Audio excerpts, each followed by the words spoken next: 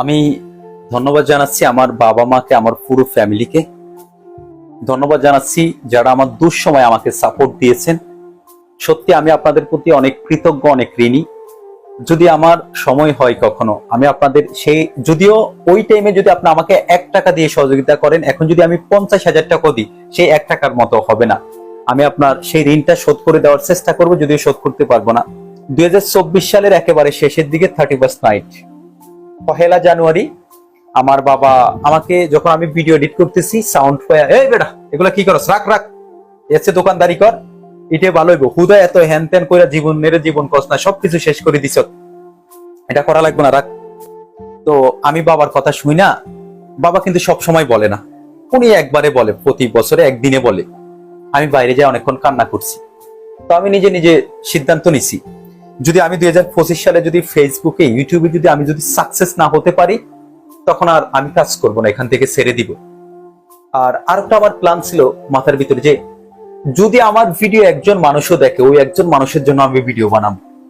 এটাই আমার ছিল চ্যালেঞ্জিং। নিজের অনুপ্রেরণা নিজেই যোগী। আমি দেখেন, আমি যখনই ডিমোটিভেট হয়ে যাই যে মানুষ আমার ভিডিও দেখে না, টাকা ইনকাম করতে পারি না, এমনও সময় গেছে 5 টাকা গাড়ি ভাড়া দিতে আমি পারি নাই। এমনও সময় গেছে আমি নাজিম খানের 10 টাকা দিয়ে এমবি রিসার্চ করব, সেটা আমার ছিল না।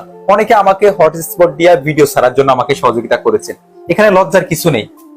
আমার ফ্যামিলি থেকে কত আমাকে সাপোর্ট দিব, আমি ফ্যামিলিকে বলতে পারতাম না। তারা বলে তুমি একটা চাকরি বাকরি করো, চাকরি করলে ভালো একটা ইনকাম করতে পারবা, ফ্যামিলিও ভালোভাবে থাকবো। কারণ 2018 সালে আমি 4 বছর একটা না কোনো চাকরি করি নাই। চাকরি না করার পরে যখন আমার ফ্যামিলিতে তো এমন হামরি কিছু ছিল না যে আমি চাকরি না করলে আমার ফ্যামিলি চলবে।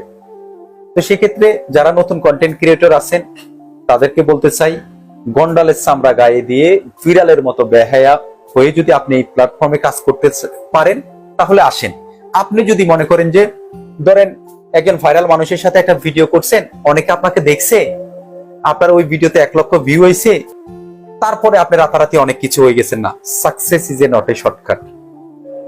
যারা কন্টেন্ট মেকিং করেন, মেধা শ্রম দিয়ে আপনার কোয়ালিটি যদি আপনি ফোকাস করতে পারেন, আপনার ক্রিয়েটিভিটি যদি আপনি বিকাশ করতে পারেন, today and tomorrow I can guarantee আপনি সাকসেস হতে পারবেন।